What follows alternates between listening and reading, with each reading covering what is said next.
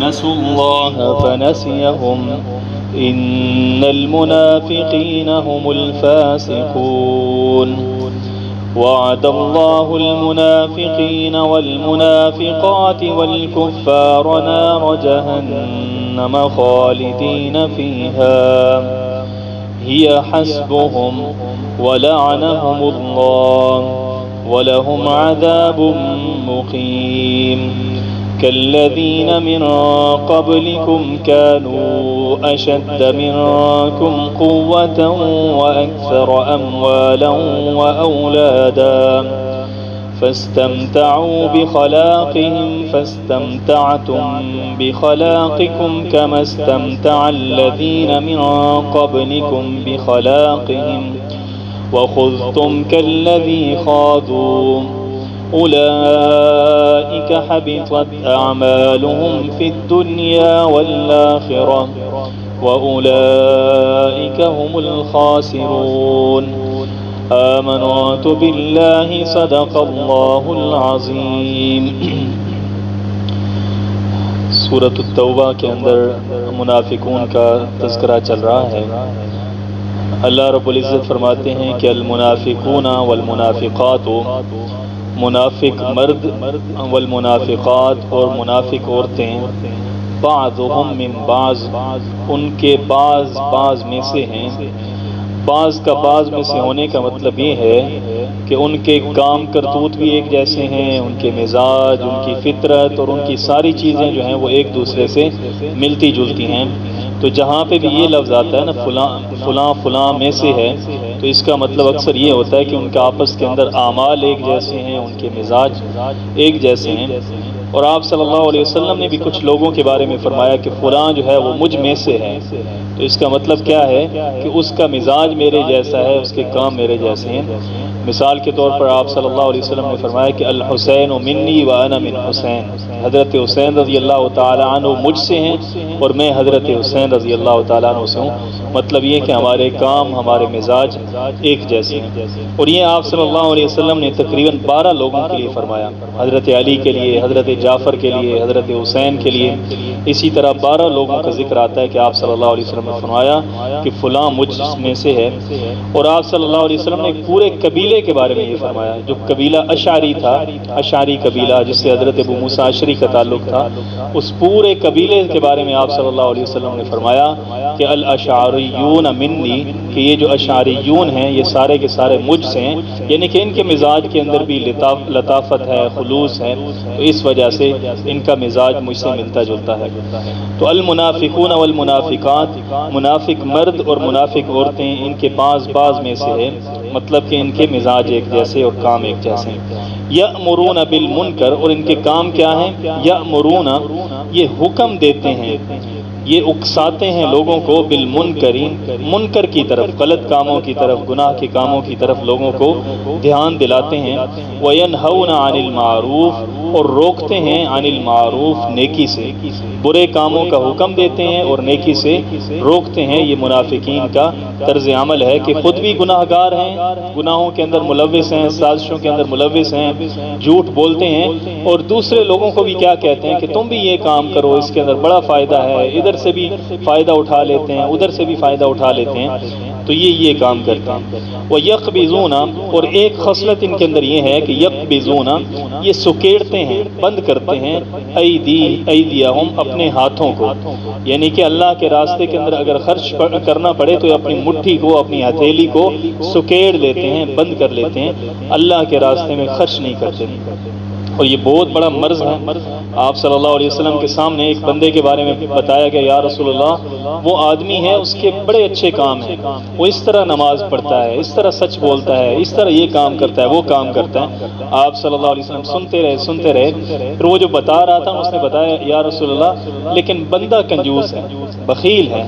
تو آپ صلی اللہ علیہ وسلم نے فرمایا کہ ایو دائن ادوا من البخل، کہ اس مرض سے بڑا مرض کون سا ہے؟ یہ جو بخل کا مرض ہے یہ انسان کی ساری نیکیوں کو کیا کر لیتا ہے؟ سمیٹ لیتا ہے، پردے میں ڈال دیتا ہے۔ تو یہ بخل ہے، یہ سب سے بڑا کنجوسی، سب سے بڑا مرض ہے۔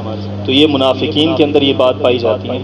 نسوا اللہ، انہوں نے اللہ کو بھلا دیا، یہ بھول گئے اللہ تعالیٰ کو، فنسیہم، پس وہ بھول گیا ان کو، یعنی کہ یہ اللہ کو بھولے ہوئے ہیں اور اللہ تعالیٰ ان کو بھول گیا ہے۔ مطلب کیا ہے؟ نعوذ باللہ، اللہ تعالیٰ تو بھولنے سے پاک ہے۔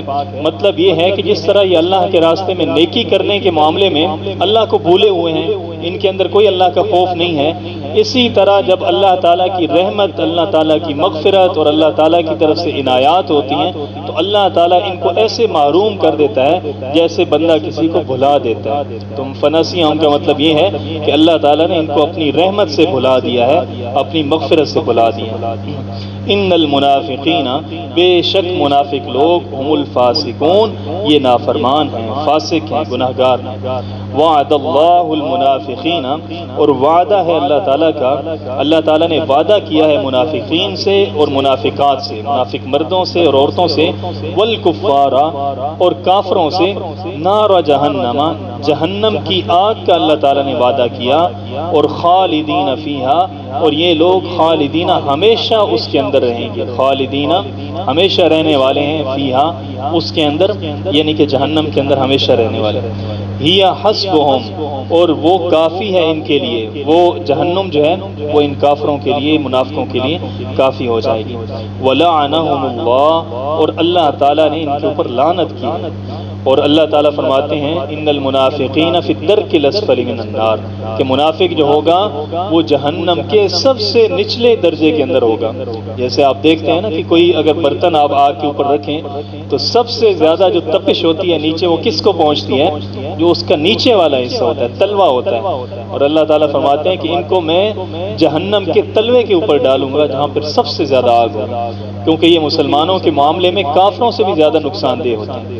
جو کھلا دشمن ہوتا ہے نا اس کے بارے میں تو انسان محتاط ہو جاتا ہے، اور جو آستین کا سانپ ہوتا ہے وہ انسان کو جب ڈستا ہے تو انسان کو پتہ ہی نہیں چلتا، اس لیے ان کی سزا بھی ہے زیادہ سخت ملے گی۔ یہ حسبہم، وہ جہنم ان کے لیے کافی ہو جائے گی، اور اللہ تعالیٰ کی لعنت ہے ان کے اوپر۔ وَلَهُمْ عَذَابٌ مُقِيمٌ، اور ان کے لیے ہے عذاب، ایسا عذاب، مقیم جو ہمیشہ رہنے والا ہے، جہنم کا عذاب ان کے اوپر ہمیشہ رہے گا۔ کالذین، یہ لوگ ہیں ان لوگوں کی طرح، من قبلکم، جو تم سے پہلے تھے، اور جو تم سے پہلے تھے، کانوا اشد منکم، وہ تم سے زیادہ سخت تھے، قوتاً، طاقت کے معاملے میں، تو وہ زیادہ طاقتور تھے تم سے بھی زیادہ، واکثر اموالا، اور ان کے پاس مال بھی بہت زیادہ تھے، واولادا، اور ان کی اولادیں بھی بہت زیادہ تھیں۔ فاستمتعوا بخلاقہم، پس فائدہ اٹھا گئے، استمتاع کہتے ہیں فائدہ اٹھانے کو، فاستمتعوا، پس فائدہ اٹھا گئے، بخلاقہم، اپنے حصے سے، فاستمتعتم، پس تم بھی فائدہ اٹھا لو، بخلاقکم، اپنے حصے سے، جو تمہارے حصے میں چیز آتی ہے تم اس کا فائدہ اٹھا لو جتنی دنیا کی زندگی ہے۔ کما استمتع الذین من قبلکم، جس طرح کہ وہ لوگ فائدہ اٹھا گئے، من قبلکم، جو تم سے پہلے تھے، بخلاقہم، اپنے حصے سے، وخذتم، اور تم بھی انہی فضولیات کے اندر گھسے ہو۔ خذتم کا مطلب کیا ہے؟ فضولیات کے اندر کسی کی پیروی کرنا، اس کے پیچھے چلنا۔ وخذتم، اور تم بھی گھسے ہو، کالذی خاضوا، جس جگہ وہ لوگ گھسے، جس طرح، کالذی، ان لوگوں کی طرح، خاضوا، جیسے وہ گھسے فضولیات کے اندر، تم بھی وہی کام کر رہے ہو۔ اولئک، یہی وہ لوگ ہیں، حبطت اعمالہم، ضائع ہو گئے اعمالہم، ان کے اعمال، جتنے نیک کام انہوں نے دنیا کے اندر کیے ہیں، جو صدقہ خیرات کیا ہے لوگوں کو دکھانے کے لیے، جو اور خیر کے کام کیے ہیں، نیک کام کیے ہیں، سارے کے سارے ضائع ہو گئے۔ اور منافقین تو کیا کرتے تھے؟ وہ تو نمازیں بھی پڑھتے تھے آپ صلی اللہ علیہ وسلم کے ساتھ، تو اللہ تعالیٰ فرماتے ہیں کہ سارے اعمال ان کے کیا ہو گئے؟ ضائع ہو گئے، پھر دنیا کے اندر بھی، والآخرتی، اور آخرت کے اندر بھی۔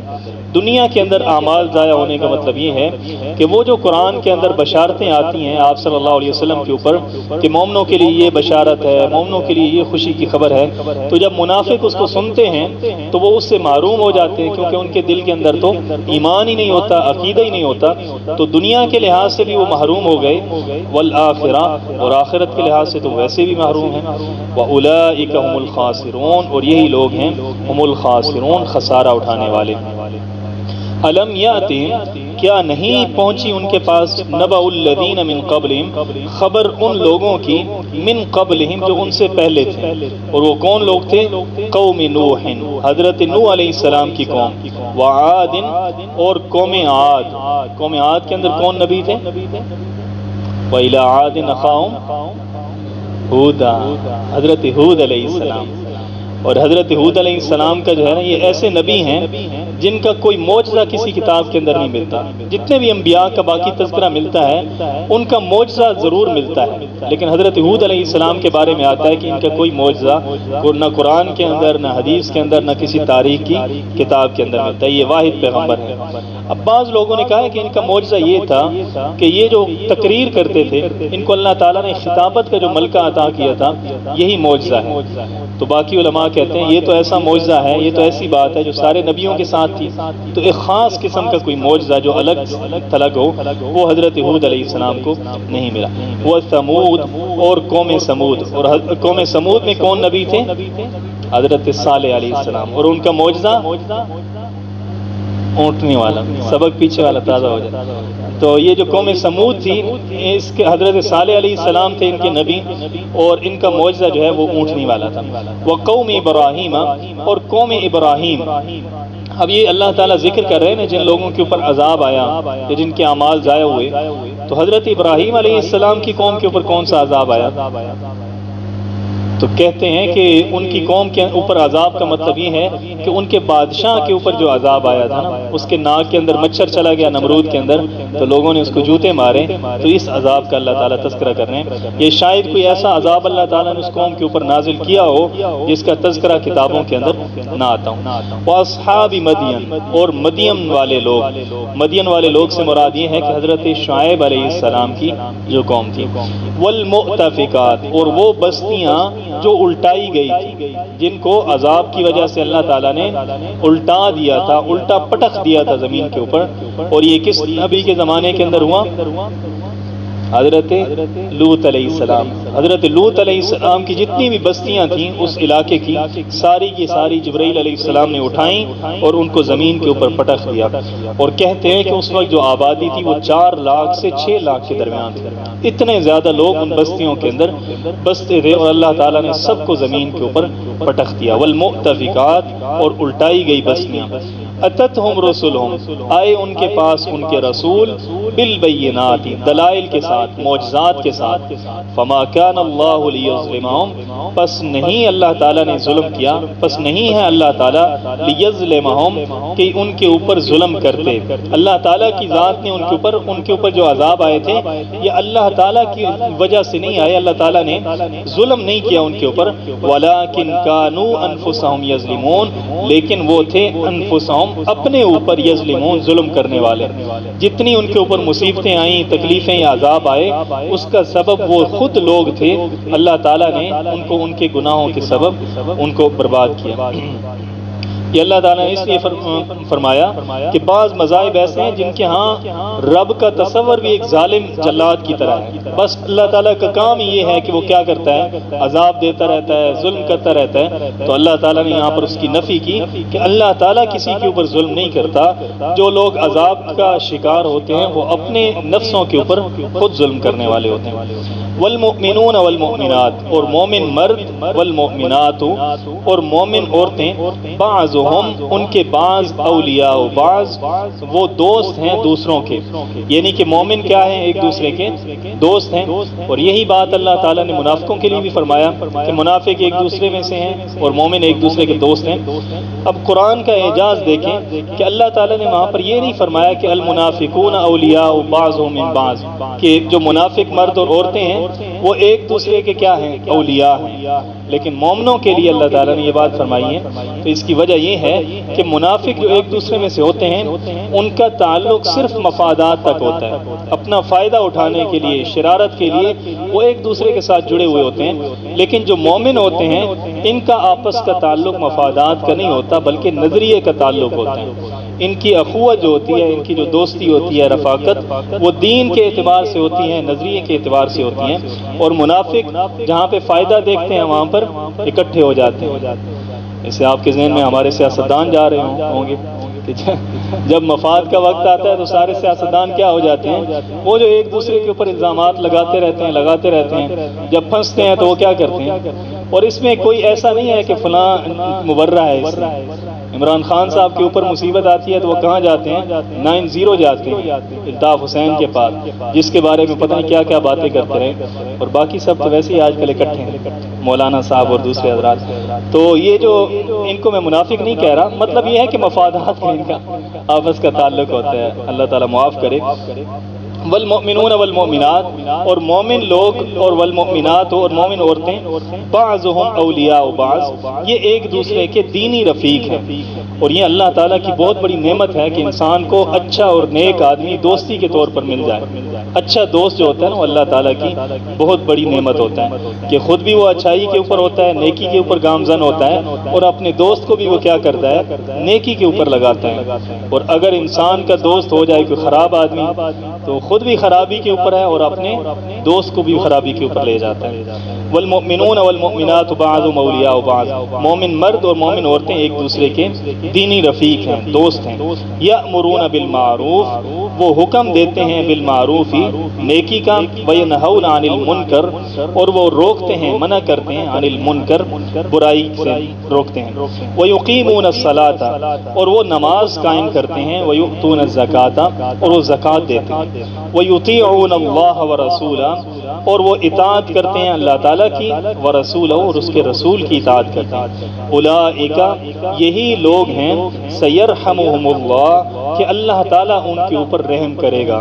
یہ جو سین ہے نا، پہلے اکثر جگہوں پہ سین جاتا ہے نا، اس کا مطلب ہوتا ہے کہ ان قریب رحم کرے گا، تو یہاں پر سین جو ہے یہ تاکید کے لیے ہے، مطلب یہ ہے کہ اللہ تعالیٰ ان کے اوپر ضرور رحم کرے گا۔ سیرحمہم اللہ، اللہ تعالیٰ ان کے اوپر ضرور رحم کرے گا۔ ان اللہ عزیز حکیم، بے شک اللہ تعالیٰ غالب ہیں، حکیم حکمت والے ہیں۔ اللہ تعالیٰ چاہیں تو کافروں کے اوپر، منافقوں کے اوپر، سب کے اوپر رحم کر دیں، کیونکہ اللہ تعالیٰ کی ذات غالب ہے، لیکن آگے فرمایا کہ وہ حکیم ہے۔ یہ جو اللہ تعالیٰ منافقوں کے اوپر رحم نہیں کرتا، اس کے اندر اللہ تعالیٰ کی حکمت ہے۔ مومنوں کے اوپر رحم کرتا ہے، اس کے اندر بھی اللہ تعالیٰ کی حکمت ہے۔ فرمایا کہ وعد اللہ المؤمنین، اللہ تعالیٰ نے وعدہ کیا ہے مومنوں کے ساتھ، والمؤمنات، اور مومن عورتوں کے ساتھ، جنات، باغات کا، تجری من تحتها الانہار، بہتی ہیں، من تحتها، جن کے نیچے، الانہار، نہریں بہتی ہیں، یعنی کہ ایسے باغات ہیں جنت کے اندر جن کے نیچے نہریں جاری ہیں، اور یہ عرب لوگ اس کو بہت باغ کو پسند کرتے تھے جس کے نیچے نہریں بہتی ہوں، پانی کی فراوانی ہو۔ اور آپ صلی اللہ علیہ وسلم نے فرمایا کہ جب میں معراج پہ گیا تو اللہ تعالیٰ نے مجھے جنت کی نہریں دکھائیں، شہد کی نہر ہے، دودھ کی نہر ہے، پانی کی نہر ہے، اور آپ نے فرمایا کہ 2 نہریں میں نے ایسی دیکھی ہیں کہ جن کی وہ نہریں جا کر حوض کوثر کے اندر گر رہی تھی۔ تو اللہ تعالیٰ نے آپ صلی اللہ علیہ وسلم کو وہ نہریں دکھائیں۔ خالدین فیہا، اور وہ مومن لوگ خالدین فیہا، اس کے اندر ہمیشہ ہمیشہ رہیں گے۔ وَمَسَاكِنَ طَيِّبَةً، اور گھر ہیں، رہنے کی جگہ ہیں، طیبتاً، بہت خوبصورت، پاکیزہ، جنت کے اندر لوگوں کے لیے رہنے کی پاکیزہ جگہ ہیں۔ اور آپ صلی اللہ علیہ وسلم کو یہ بھی دکھایا گیا، حضرت خدیجہ کا جو محل دکھایا گیا، آپ صلی اللہ علیہ وسلم نے فرمایا کہ ایک موتی تھا اور اس ایک موتی کے اندر اللہ تعالیٰ نے محل بنایا تھا، اور مجھے بتایا گیا کہ یہ حضرت خدیجہ رضی اللہ تعالیٰ عنہ کا محل ہے۔ اور آپ صلی اللہ علیہ وسلم نے فرمایا کہ میں نے ایک محل دیکھا بہت خوبصورت، تو میں نے حضرت جبریل علیہ السلام سے پوچھا کہ اے جبریل یہ محل کس کا ہے؟ تو انہوں نے آگے سے جواب دیا کہ ایک عرب کا ہے۔ تو آپ صلی اللہ علیہ وسلم فرماتے ہیں میرے دل میں خیال آیا کہ عرب تو میں ہی ہوں، یہ میرا محل ہوگا۔ پھر میں نے پوچھا کہ مزید بتاؤ کہ وہ عرب کون ہے؟ تو حضرت جبریل نے بتایا کہ یا رسول اللہ وہ قریش میں سے۔ تو آپ نے فرمایا کہ میرے دل کے اندر خیال آیا پھر تو پکی بات ہے کہ میں ہی ہوں۔ اب جب میں جیسے ہی داخل ہونے لگا تو میں نے جبریل سے پوچھا نام تو بتاؤ اس کا کس کا ہے؟ تو حضرت جبریل علیہ السلام نے بتایا کہ یا رسول اللہ یہ حضرت عمر رضی اللہ تعالیٰ عنہ کا مال ہے۔ اور آپ صلی اللہ علیہ وسلم نے فرمایا حضرت عمر رضی اللہ تعالیٰ عنہ کو کہ میں داخل ہونے لگا تھا لیکن مجھے تمہاری غیرت یاد آ گئی کہ تم بڑی غیرت والے ہو، تو بغیر اجازت کے میں تمہارے گھر میں کیسے داخل ہو جاؤں؟ تو حضرت عمر رضی اللہ تعالیٰ عنہ رونے لگے اور کہنے لگے یا رسول اللہ کنت اغار علیک، کیا آپ کے معاملے میں غیرت کرتا کہ آپ میرے گھر کے اندر داخل نہ ہوں؟ تو اللہ تعالیٰ نے آپ صلی اللہ علیہ وسلم کو وہ گھر بھی دکھا، وہ مساکن طیبۃ، اور پاکیزہ گھر ہیں فی جنات عدن، جنات عدن ان باغات کے اندر عدن۔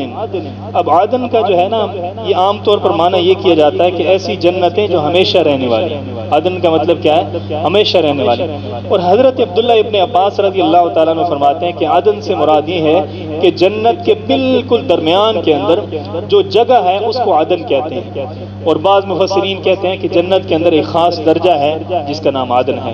تو اللہ تعالیٰ نے ان ساری چیزوں کا وعدہ اپنے بندوں کے ساتھ مومنوں کے ساتھ کر رکھا ہے، اور ان ساری چیزوں سے بڑی بات فرمایا کہ وَرِضْوَانٌ مِّنَ اللَّهِ اکبر، اور اللہ تعالیٰ کی طرف سے رضا، اللہ تعالیٰ کی طرف سے خوشنودی، من اللہ اللہ تعالیٰ کی طرف سے اکبر، یہ ان سب چیزوں سے کیا ہے؟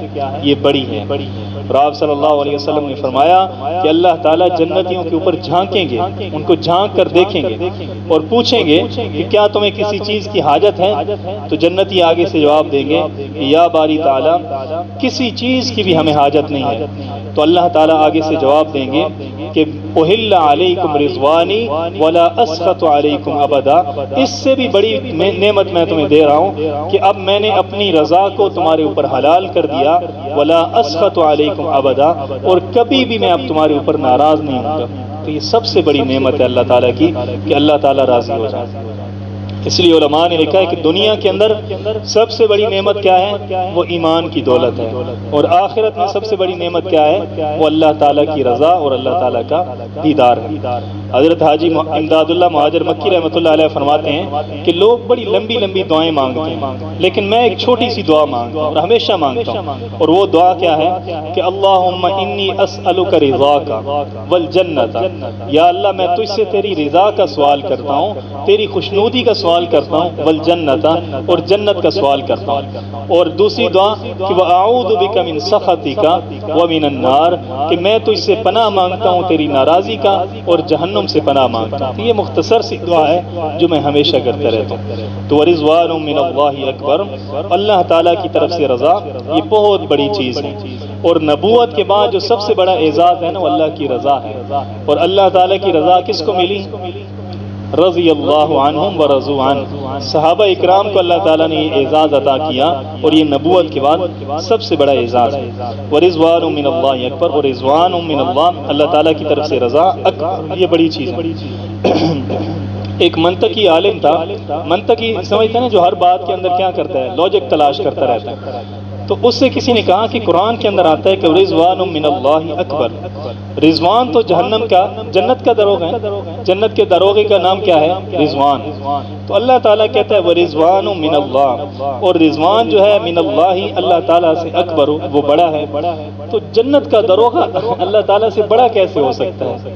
تو اس کو چونکہ ترجمہ تو آتا نہیں تھا، صرف منطق اس نے پڑھی ہوئی تھی، تو وہ کہتا ہے کہ ہو سکتا ہے جزوی طور پہ بڑا ہو، جزوی طور پر مطلب جسامت کے اعتبار سے ہو سکتا ہے اللہ تعالیٰ کی ذات سے بڑا ہو، تو اس طرح ہو سکتا ہے۔ اس کو ترجمہ آتا نہیں تھا تو اس نے کون سا جملہ بولا ہے؟ کفریہ جملہ بول دیا۔ تو رضوان یہ اس کا نام نہیں ہے، بلکہ اللہ تعالیٰ کی رضا کو رضوان کہتے ہیں۔ ورضوان من اللہ اکبر، اور اللہ کی رضا جو ہے وہ اکبر، بڑی چیز، ذالک هو الفوز العظیم، اور یہ بہت بڑی کامیابی ہے۔ یا ایھا النبی، اے نبی صلی اللہ علیہ وسلم، جاہد الکفار، آپ جہاد کیجئے کفار کے ساتھ، والمنافقین، اور منافقوں کے ساتھ، وغلظ علیہم، اور ان کے اوپر سختی کریں۔ غلظہ کہتے ہیں سختی کو۔ اب یہاں پر سختی سے کیا مراد ہے؟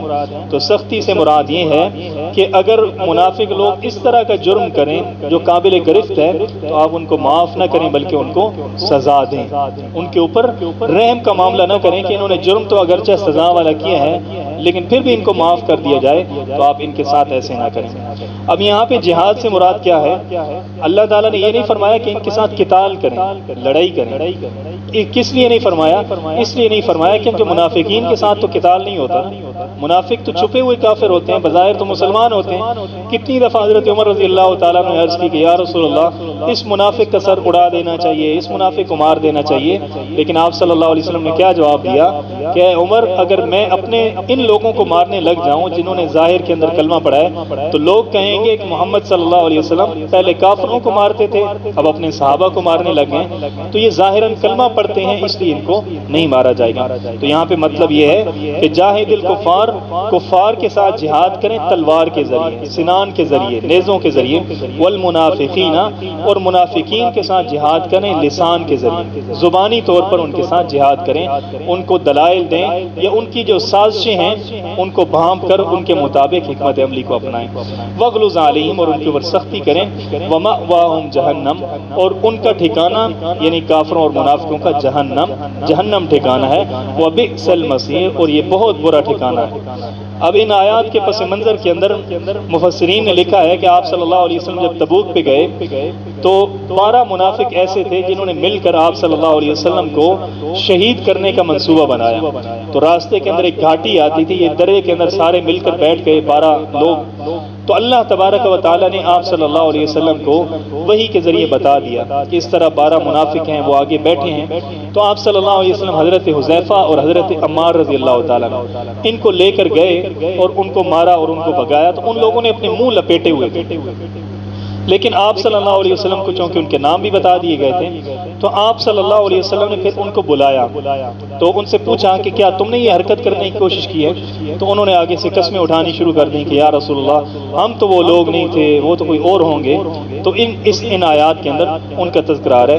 یہ بعض روایات کے اندر آتا ہے کہ ایک صحابی ہیں جو پہلے منافق تھے، تو ان کا نام تھا جلاس ابن سوید۔ تو جب آپ صلی اللہ علیہ وسلم لوگوں کو غزوہ تبوک کے لیے دعوت دے رہے تھے تو یہ مجمع کے اندر بیٹھے تھے، تو انہوں نے کہا کہ اگر یہ سچ کہہ رہے ہیں، یہ جو نبی ہیں یہ سچے ہیں، تو پھر ہم گدھے ہیں، تو ہماری مثال کیا ہے کہ گدھوں کی طرح ہے۔ تو ساتھ میں ایک صحابی بیٹھے تھے حضرت عامر بن قیس رضی اللہ تعالیٰ، انہوں نے سن لیا لیکن وہ آپ صلی اللہ علیہ وسلم کو بتا نہیں سکے۔ تو آپ صلی اللہ علیہ وسلم چلے گئے تبوک، پھر جب واپس آئے تو انہوں نے بتایا کہ یا رسول اللہ یہ جو جلاس ہے اس نے آپ کے بارے میں یہ کہا ہے کہ اگر آپ سچ بول رہے ہیں تو ہم لوگ کیا ہیں، وہ گدھے ہیں۔ تو آپ صلی اللہ علیہ وسلم نے اس کو بلایا جلاس کو اور کہا کہ تم کیا کرو، قسم اٹھاؤ۔ تو انہوں نے مسجد نبوی کے پاس کھڑے ہو کر قسم اٹھا لی کہ میں نے تو یہ بات کی ہی نہیں۔ تو آپ صلی اللہ علیہ وسلم نے حضرت عامر بن قیس کو حکم دیا کہ آپ بھی قسم اٹھائیں، تو انہوں نے بھی قسم اٹھا لی۔ اب جب دونوں لوگوں نے قسم اٹھا لی تو حضرت عامر بن قیس نے، وہ مسجد اس وقت بھری ہوئی تھی، تو انہوں نے ہاتھ اٹھائے اور اللہ تعالیٰ سے دعا کی کہ یا باری تعالیٰ اپنے نبی کے اوپر وحی کو نازل فرما اور سچ کو ظاہر فرما دے۔ تو پھر اللہ تبارک و تعالیٰ نے یہ آیتیں نازل فرمائی۔ یحلفون، یہ لوگ قسمیں کھاتے ہیں، باللہ، اللہ تعالیٰ کی قسمیں کھاتے ہیں، ما قالو، کہ ہم نے نہیں کہا، ما قالو، نہیں کہا ہم نے، وَلَقَدْ قَالُوا، یحلفون باللہ ما قالوا، یحلفون، وہ قسمیں اٹھاتے ہیں، باللہ، اللہ تعالیٰ کی، ما قالوا، جو انہوں نے کہا۔ یہ ما جو ہے یہ نافیہ نہیں ہے بلکہ ما موصول ہے، جو انہوں نے کہا اس کے بارے میں اللہ تعالیٰ کی قسمیں کھاتے ہیں۔ وَلَقَدْ قَالُوا كَلِمَةَ الْكُفْرِ، اور بلا شبہ قالوا، انہوں نے کہا، کلمۃ الکفر، کفر کا کلمہ کہا، یعنی کہ آپ صلی اللہ علیہ وسلم کی جو تکذیب کی ہے، جھٹلایا ہے، وہ انہوں نے بات کی ہے۔ وَكَفَرُوا بَعْدَ إِسْلَامِهِمْ، اور انہوں نے کفر کو ظاہر کیا بعد اسلامہم، اپنے اسلام ظاہر کرنے کے بعد۔ اللہ تعالیٰ نے یہ نہیں فرمایا کہ ایمان کے بعد کفر کیا، اسلام کے بعد، کیونکہ اسلام کا تعلق انسان کے ظاہر کے ساتھ ہوتا ہے۔ وہ منافقین کے اسلام جو ہوتا ہے وہ ظاہری ہوتا ہے، اندر تو ایمان ہوتا نہیں ہے۔ وَكَفَرُوا بَعْدَ إِسْلَامِهِمْ، اور انہوں نے کفر کیا بعد اسلامہم، اپنے اسلام کے بعد۔ وَهَمُّوا، اور انہوں نے ارادہ کیا، بما لم ینالو، اس چیز کا لم ینالو جس کو وہ حاصل نہیں کر سکے۔ مطلب کیا ہے؟ مطلب یہ ہے کہ انہوں نے آپ صلی اللہ علیہ وسلم کے بارے میں قتل کا مشورہ کیا، آپ کو شہید کرنے کا، اور اس مقصد کے اندر کامیاب نہیں ہو سکے۔ وما نقبوا، اور یہ صلہ نہیں دیتے، یہ بدلہ نہیں دیتے، الا ان اغناہم اللہ، مگر یہ کہ اغناہم اللہ ورسولہ، کہ غنی کر دیا ہے اللہ تعالیٰ نے، ورسولہ، اور اس کے رسول نے، من فضلہ، اپنے فضل کے ساتھ۔ یہ اس بات کا بدلہ دیتے ہیں کہ اللہ تعالیٰ نے اور اللہ کے رسول نے ان کو غنی کر دیا۔ یہ جو جلاس بن سوید تھے نا، ان کے کسی رشتہ دار کو کسی نے قتل کر دیا تھا، تو آپ صلی اللہ علیہ وسلم نے پھر ان کو دیت دلوائی تھی 12,000 دینار اس وقت۔ تو یہ پہلے بالکل کنگال قسم کے تھے، جب ان کے پاس مال آیا تو یہ خوشحال ہو گئے۔ تو اس کے اندر اللہ تعالیٰ نے اس طرف اشارہ کیا کہ یہ اس بات کا صلہ دیتے ہیں کہ اللہ اور اس کے رسول نے ان کو غنی کر دیا ہے اپنے فضل کے ساتھ۔ یہ ہم بھی محاورتاً بولتے ہیں نا، اگر کوئی آدمی کسی کو کھلاتا رہے، پالتا رہے، اور بعد کے اندر وہ نافرمانی کرے، تو ہم کیا کہتے ہیں کہ یہ تم مجھے اس چیز کا صلہ دے رہے ہو کہ میں نے تمہارے اوپر یہ مہربانی کیا، یہ مہربانی کیا۔ تو اس بات کو اللہ تعالیٰ فرما رہے ہیں کہ یہ صلہ نہیں دیتے، مگر اس بات کا کہ اغناہم اللہ ورسولہ من فضل۔ فإن يتوبوا، بس اگر یہ لوگ توبہ کر لیں، یکو، ہوگا، خیر لہم، ان کے لیے بہتر۔ اگر یہ لوگ توبہ کر لیں تو ان کے لیے بہتر ہوگا۔ اب جب یہ حصہ آپ صلی اللہ علیہ وسلم نے تلاوت کیا تو وہ جو لاس بن سوید جو تھے، پہلے منافق تھے، انہوں نے کہا کہ آپ صلی اللہ علیہ وسلم، اللہ تعالیٰ نے ہمیں اجازت دے دی ہے توبہ کی، تو میں توبہ کرتا ہوں۔ تو یہ مسجد نبوی کے محراب کے پاس آئے، انہوں نے توبہ کی، آپ صلی اللہ علیہ وسلم سے معافی مانگی اور اللہ تعالیٰ سے بھی استغفار کیا۔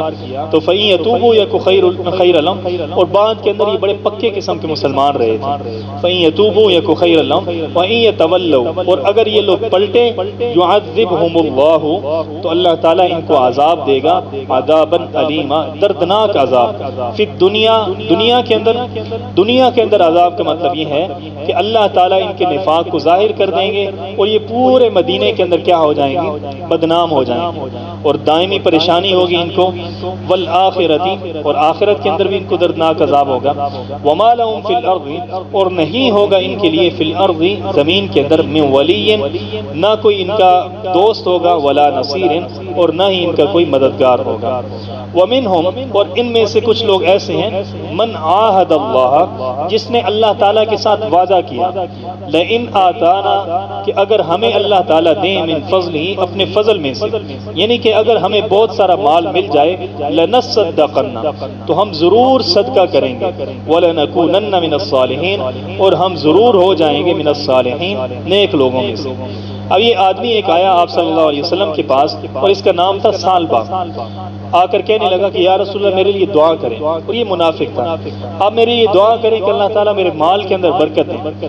تو آپ صلی اللہ علیہ وسلم نے فرمایا کہ جو چیز میرے پاس ہے وہ زیادہ بہتر ہے، یعنی کہ فقر جو ہے وہ بہتر ہے۔ اگر میں یہ چاہتا کہ مال کی کثرت ہو جائے تو اللہ تعالیٰ میرے لیے پہاڑوں کو سونا بنا دے۔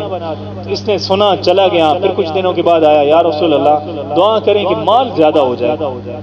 تو آپ صلی اللہ علیہ وسلم نے فرمایا کہ بہتر ہے کہ یہ دعا نہ کرو تم۔ تو اس نے کہا کہ نہیں یا رسول اللہ آپ دعا کریں۔ تو آپ صلی اللہ علیہ وسلم نے اس کے مال کے اندر برکت کی دعا کی۔ اب جب برکت کی دعا کی آپ صلی اللہ علیہ وسلم نے، تو اس کی پہلے ایک آدھ بکری تھی، اب وہ بڑھنا شروع ہوئی، اتنی زیادہ بکریاں اس کی ہو گئیں کہ اس کو مدینے کے اندر ٹھہرنے کو جگہ نہ ملی۔ تو اس نے مدینے سے تھوڑا باہر جگہ بنا لی، اپنا ڈیرا بنا لیا۔ بڑھتے بہت زیادہ مال مویشی اس کے پاس ہو گئے۔ تو پہلے یہ 5 نمازوں پہ آتا تھا، پھر یہ صرف زور اثر پہ آنے لگ گیا، اور آہستہ آہستہ جب مال اور زیادہ بڑھا تو صرف جمعے کے جمعے آنے لگ گیا۔ تو آپ صلی اللہ علیہ وسلم نے پوچھا کہ وہ سالبہ کہاں گیا؟ تو آپ کو بتایا گیا کہ یا رسول اللہ اس کے پاس تو بڑا مال ہے، وہ تو ہر وقت مال کے اندر ہی لگا رہتا ہے۔ تو آپ صلی اللہ علیہ وسلم نے فرمایا کہ یا ویح سالبہ، کہ سالبہ تمہارے اوپر بڑا افسوس ہوا، تمہارے رویے کے اوپر، طرز عمل کے اوپر بڑا افسوس ہوا کہ تم نے تو بڑا وعدہ کیا تھا کہ زیادہ مال ہوگا، زیادہ صدقہ کروں گا۔ اب آپ صلی اللہ علیہ وسلم کے اوپر آیت نازل ہوئی کہ آپ لوگوں سے زکوٰۃ وصول کریں، صدقہ لیں۔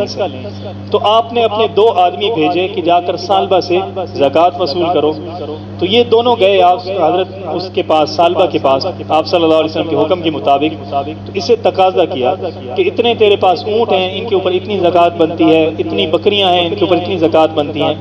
تو یہ آگے سے کہنے لگا کہ جس طرح غیر مسلموں سے ٹیکس لیا جاتا ہے، لگتا ہے کہ اب ہم سے بھی ٹیکس لیا جانے لگا ہے۔ اس نے یہ کہا اور کہنے لگا کہ تم جاؤ اور لوگوں سے وصول کر لو، میں سوچتا ہوں۔ تو یہ دونوں گئے، باقی لوگوں سے مال وصول کر کے آئے، پھر اس سے کہا کہ اپنا جو ہے وہ دو زکوٰۃ۔ تو کہنے لگا کہ یہ تو ٹیکس کی طرح کا لگ رہا ہے، جو صدقہ آپ لے رہے ہو یہ تو ٹیکس ہے۔ تو یہ دونوں آ گئے آپ صلی اللہ علیہ وسلم کے پاس، آ کر عرض کی کہ یا رسول اللہ، سالبہ نے تو زکوٰۃ نہیں دی، اس نے تو یہ بات کی ہے۔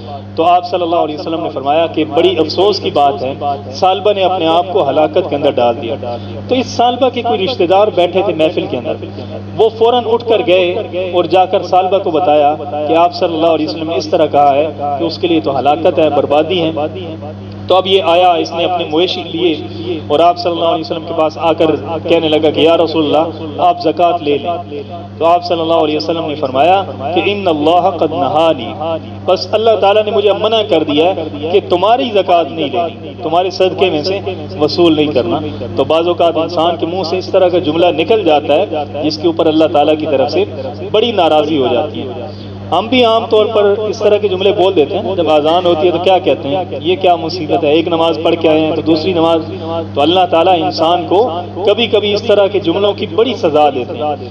اب یہ چلا گیا، اس نے اپنے سر کے اندر مٹی ڈالی، بڑا افسوس کیا، روتا رہا، لیکن آپ صلی اللہ علیہ وسلم نے اس کی زکوٰۃ وصول نہیں کی۔ چند دن کے بعد آپ صلی اللہ علیہ وسلم دنیا سے رخصت ہو گئے تو حضرت ابوبکر رضی اللہ تعالیٰ عنہ خلیفہ بنے۔ تو اس کو امید لگی کہ اب میں جاتا ہوں، جا کر دیتا ہوں، ہو سکتا ہے یہ لے لے۔ تو یہ آئے اور آ کر اس نے کہا کہ یہ میری زکوٰۃ لے لے۔ تو حضرت ابوبکر نے آگے سے جواب دیا کہ جو چیز آپ صلی اللہ علیہ وسلم نے نہیں لی میں نہیں لے سکتا۔